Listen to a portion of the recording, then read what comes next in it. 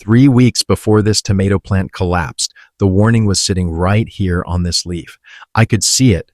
I just didn't know what I was really looking at. That's the thing about pest damage that nobody explains clearly enough. By the time you recognize it as a problem, the chewed edges, the yellowing, the collapse, you're looking at the end of a story that started weeks earlier. The pest has been feeding, breeding, and spreading to the plants beside this one the entire time you were wondering why it looked slightly off. There are 15 signs that appear on your plants before a pest population becomes a crisis. Signs you can see with your own eyes. No special equipment, no experience required if you know what each one actually means.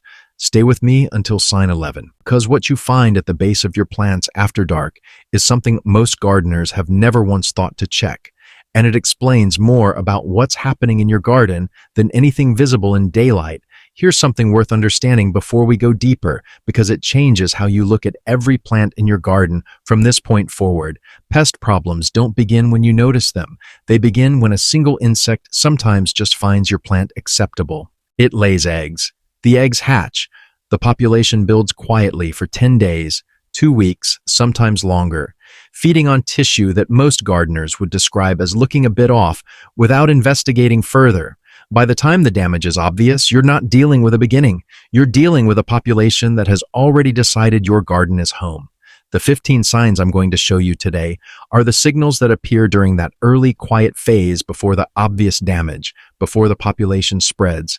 Each one is specific, readable, and actionable before it becomes something much harder to manage. Let's go through them one by one. Sign 1. Tiny round holes punched through leaves, not torn, not chewed at the edge, punched clean through small, round to irregular holes scattered across the leaf surface, like someone went at it with a hole punch. This is almost always flea beetles, tiny, fast-jumping insects roughly the size of a sesame seed that feed by biting straight through leaf tissue rather than from the edge inward. They're active in warm weather. They prefer young transplants, and they move fast. The damage pattern they leave is unmistakable once you've seen it. What makes this sign important to catch early is which plant it tends to hit first. Flea beetles are particularly drawn to seedlings and young transplants in their first 2 to 3 weeks in the ground, when the plants are most vulnerable and when leaf loss has the greatest impact on how well they establish.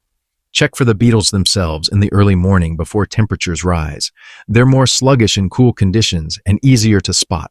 If the holes are appearing and you can't find the pest, check at first light tomorrow. They'll be there. Sign 2. Leaf edges, scalloped in a repeated pattern. Chewing damage that starts at the leaf edge and works inward comes from several different pests, but the shape of the damage tells you more than most gardeners realize. Rough, irregular edge damage with no consistent shape usually points to caterpillars. Smooth, evenly curved scalloping, almost like someone pressed a melon baller repeatedly along the leaf margin, is the specific signature of weevils feeding at night. That curved, repeating pattern is one of the more reliable pest identifiers in a backyard garden because it is genuinely difficult to explain any other way. Adult weevils feed on leaf edges. Their larvae, where the real long-term damage occurs, feed on roots underground. Finding adult feeding damage above the soil line is a warning that there may be larval activity below it. If weevil edge damage appears on plants that are also wilting despite adequate moisture, the connection between what's happening above and below becomes critical. Finding this damage early allows you to address the adults before they lay the next generation of eggs into your soil. Sign 3. Silver or bronze streaking across leaf surfaces. This is one of the most overlooked early signs in any backyard garden because the streaking looks, at first glance, like light reflecting differently off certain leaves. Easy to walk past, easy to dismiss as a trick of the light. It isn't. That silvery or bronze streaking is caused by thrips or spider mites feeding on the cells just beneath the leaf skin, collapsing those cells and leaving behind empty reflective tissue that creates the shimmer. Run your finger across a streaked area and feel whether the surface texture has changed. A healthy leaf feels smooth and consistent. A thrips or mite-damaged area feels faintly papery or slightly roughened where the cell structure beneath has been compromised. The reason to catch this early, both thrips and spider mites reproduce at a rate most gardeners underestimate. Under warm, dry conditions, exactly when they thrive, populations can double within a week. Streaking on 3 leaves today means a significantly larger problem within 2 weeks if left unaddressed. Sign 4. Sticky residue. On leaves and stems, put your finger on the underside of a stem on any plant that's looking slightly off. If it comes away with a faint stickiness, not wet, not sap, but tacky in the way a slightly damp sugar surface feels, you have either aphids or soft scale feeding somewhere above that point. The sticky substance is called honeydew, a waste product excreted by sap-feeding insects as they process plant fluid. It coats surfaces below feeding colonies and has a consistency that's immediately recognizable once you know what to feel for. 2 things happen as a result of honeydew that make this sign particularly important to catch early. First, ants are strongly attracted to it, and ants will actively protect aphids and scale colonies from predatory insects in exchange for access to the honeydew. If you notice ants running up and down specific plant stems with unusual regularity, follow them. They are leading you directly to a pest colony. Second, honeydew left on leaf surfaces in humid conditions grows a black fungal coating called sooty mold. Catching the sticky residue before the mold establishes saves you 2 problems at once. Sign 5. Leaves curling or cupping downward. A healthy leaf sits open and flat, angled to catch light across as much surface area as possible. When leaves begin curling downward at the edges or cupping inward like a loose fist, the plant is responding to something disrupting its internal fluid balance. Aphids are the most common cause, specifically large colonies feeding on the underside of leaves and on tender growing tips. As they extract sap from leaf tissue, the feeding pressure causes the leaf to curl around them, which also hides the colony from above and makes casual observation far less likely to find them. This is why you should never assess a curled leaf from above. Turn it over and examine the underside. A colony of aphids in the curl of a leaf can number in the hundreds within 10 days of establishing, and because they reproduce without mating, population growth is continuous rather than seasonal. Leafhoppers produce similar curling through a different mechanism. They inject a substance as they feed that disrupts growth signals in leaf tissue. If you find curled leaves with no obvious pest on either surface, check the stems and growing tips for the wedge-shaped, fast-moving leafhoppers that are almost certainly feeding nearby. Sign 6. White winding trails drawn across leaves. These trails look almost artistic pale, winding lines drawn across the leaf surface in irregular patterns, sometimes looping back on themselves. They're caused by leaf miner larvae, feeding between the upper and lower surfaces of the leaf, tunneling through the tissue and leaving the empty trail behind them as they go. The adult leaf miner is a small fly that lays eggs directly into leaf tissue. The larvae that hatch feed internally, completely protected from surface-applied contact sprays, which is why catching this sign early and understanding the full pest cycle matters more than simply treating what you can see. Each trail represents one larva. 10 leaves with trails means the adult population is already established in your garden. The trails don't immediately destroy the plant, but they reduce photosynthetic capacity and, in high numbers on young plants, significantly slow establishment and productive growth. Removing and disposing of heavily mined leaves, not composting them, interrupts the cycle before larvae pupate and produce the next adult generation. Sign 7. Yellow stippling across the leaf surface. This is the sign most commonly mistaken for a nutrient problem, and that mistaken diagnosis costs gardeners weeks while the actual problem continues building. Yellow stippling looks like someone took a very fine yellow marker and made hundreds of tiny dots across the leaf surface. The dots are not solid patches, they're individual points of discoloration scattered densely across the leaf. This is the specific damage pattern left by spider mites feeding on individual plant cells, one puncture at a time. Spider mites are arachnids so small that most people never see the mites themselves, only the damage they leave. The stippling is most visible when you hold the affected leaf up to natural light and look across the surface rather than directly at it.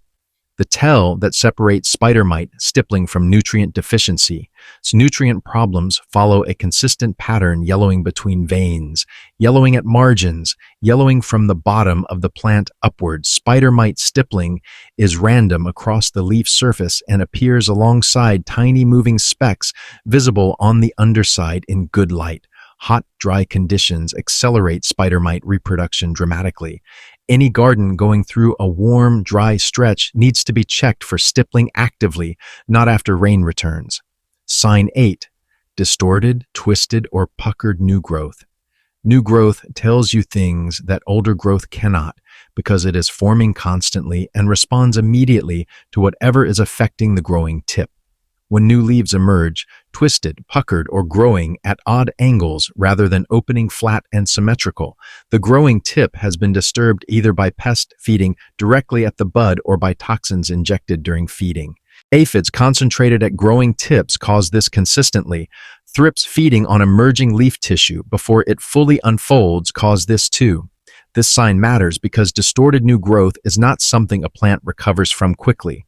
That damaged tissue remains damaged permanently. The plant can produce new, healthy growth after the pest is addressed, but it cannot repair what already formed incorrectly. Weeks of productive growth can be permanently lost from just 2 to 3 weeks of unchecked pest feeding at the growing tip.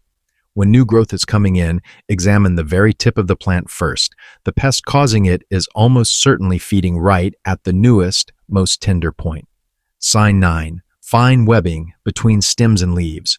When you part the stems of a dense plant and find fine, almost transparent webbing connecting stems to leaves, or bridging the undersides of leaves, that is spider mite webbing, and it signals a population that has moved well past its early stage.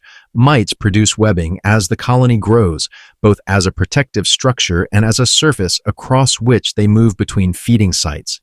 Its presence tells you two things simultaneously. First, the population is large enough to have been building for some time.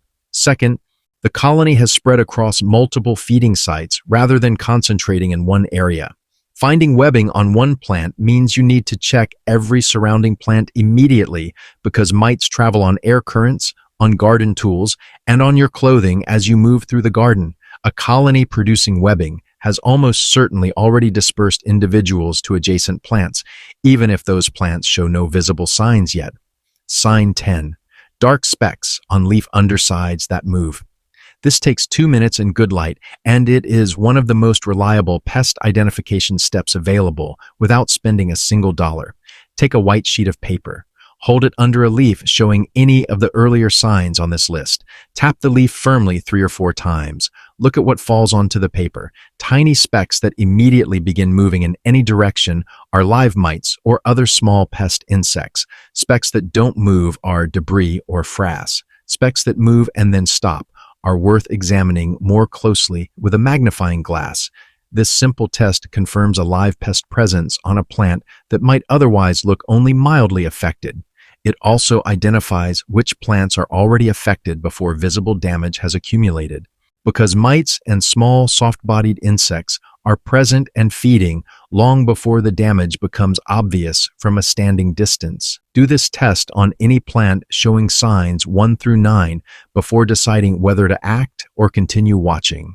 What falls on that paper answers the question. Sign 11. Wilting on a well-watered plant during cool hours. This is the sign I mentioned at the very start, the one most backyard gardeners have seen and never connected to pest activity. A plant wilting in afternoon heat when the soil is dry, that's moisture stress. Straightforward, a plant wilting in the cool of the morning or on an overcast day in soil that is adequately moist is a plant whose root system or stem base is being compromised from a direction that isn't visible from above. Several pests do their primary damage underground or at the soil line, completely out of sight, while the plant above shows increasingly confusing symptoms. Vine weevil larvae feed on roots from late summer through spring. The first sign is usually wilting that doesn't respond to watering in a plant that otherwise looks healthy from above. Cutworms sever plant stems at or just below the soil line. Overnight, you find the wilted plant in the morning and assume drought or disease without ever finding the real cause. Root aphids feed on root systems underground, genuinely invisible unless you pull the plant and examine the roots directly. Here is what I want you to do tonight, not tomorrow. Take a torch out to your garden after dark. Crouch down at the base of any plant that has been wilting in conditions where wilting doesn't make sense. Look at the soil surface around the stem. Look at the stem itself at soil level. The pests responsible for this damage are active after dark, and most are visible to the naked eye under torchlight: cutworms, adult vine weevils, slugs moving to and from the root zone. What you find in those 2 minutes changes the entire diagnosis for that plant. That nighttime check is the step most gardeners have never taken. It is also the step that solves more mysteries in a backyard garden than almost anything else on this list. Sign 12. Tiny white insects rising in a cloud. Walk up to a plant that's been looking slightly yellow or mottled. Disturb the leaves gently, brush your hand through them, or shake a stem. If a cloud of tiny white winged insects lifts off the undersides of the leaves and then settles back down, those are whiteflies. The real damage is done by the nymph's immature whiteflies that attach to the underside of leaves and feed on sap without moving, resembling tiny pale scales rather than insects. The adults you disturb are not the primary feeding stage, they're the reproductive stage. Each adult female lays eggs that hatch into nymphs within days in warm weather. A whitefly population establishes quickly and becomes difficult to manage once nymph numbers on the leaf undersides are high. Checking for the cloud lift on any plant showing yellowing, stickiness, or unexplained vigor loss takes 5 seconds. It either confirms whitefly immediately or rules it out entirely, which considerably narrows the cause of whatever else you're seeing. Sign 13. Ragged leaf damage appearing overnight.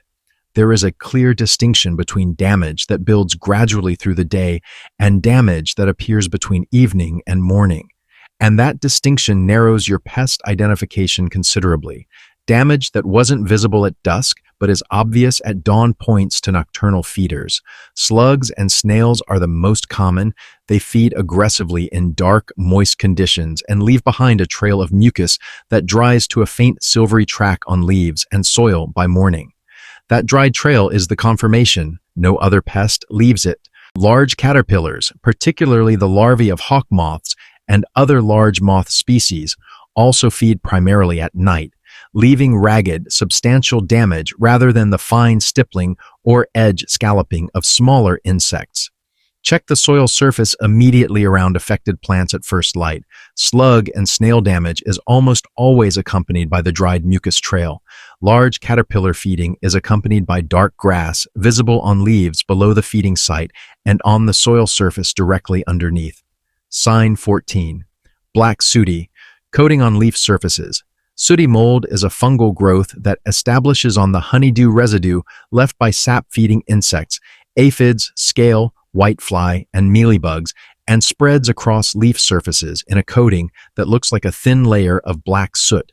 The mold itself doesn't infect the plant, but it coats leaf surfaces and reduces the amount of light reaching the tissue beneath, which steadily reduces photosynthesis, weakens the plant, and is a pest indicator that most gardeners mistakenly treat as a disease. Finding sooty mold on a plant means there is an active honeydew-producing pest somewhere above the mold, either on the same plant or on a plant overhanging it. The mold cannot establish without a continuous fresh supply of honeydew. Treat the pest and the honeydew supply stops. The mold then dries, stops spreading, and can be wiped from leaf surfaces with a damp cloth without reoccurring. Treating the mold without finding and addressing the pest producing the honeydew is treating a shadow rather than the object casting it. Sign 15. Stems with pitting, cracking, or gum deposits. This last sign is on the stem itself rather than the leaves, and it signals a pest type that most backyard gardeners seriously underestimate. Hard-scale insects attach permanently to plant stems, feeding in place, immobile once settled, and protected under a waxy or shell-like covering that makes them genuinely difficult to identify as insects at all. They look like small, raised bumps or irregular pitting, easily mistaken for natural bark variation. The test is simple. Take a fingernail or a blunt knife edge and lift one of those bumps if it comes away with a soft, pale body beneath that scale. Borers leave different evidence of small circular entry holes in stems or bark, sometimes accompanied by fine sawdust-like frass around the entry point, and occasionally a small bead of resin where the stem is attempting to seal the damage. Borers are one of the most damaging pest categories for established woody plants because they feed internally, and internal feeding damage is often irreversible once advanced. Finding either sign on a stem warrants an immediate response. Both scale and borers move slowly enough That early intervention has a high success rate. Both become almost impossible to manage effectively once populations have spread across multiple stems or moved into the main trunk of an established plant. What to do? The moment you find any of these signs, finding a pest sign on a plant does not mean the garden is lost. It means you found it. That distinction matters more than most people appreciate at the moment. The first action is always identification before treatment. An intervention applied without knowing which pest you're dealing with is a guess.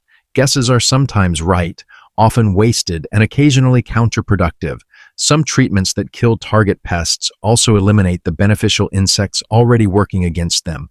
For soft-bodied pests on accessible surfaces, aphids, mites, whitefly nymphs, early scale, a strong, directed spray of water removes large numbers immediately, not a gentle mist, a firm, directed stream at the underside of leaves and along stems. Do it in the morning so foliage dries before evening. Repeat for 3 consecutive days. The disruption to a colony in its early phase through repeated physical removal alone is substantial. For soil level and nocturnal pests, slugs, cutworms, vine weevil, adults, the nighttime torch check gives you direct access. Physical removal after dark into soapy water handles small infestations without any product. Copper barriers and coarse grit around vulnerable plant stems create physical obstacles that slugs and snails avoid consistently.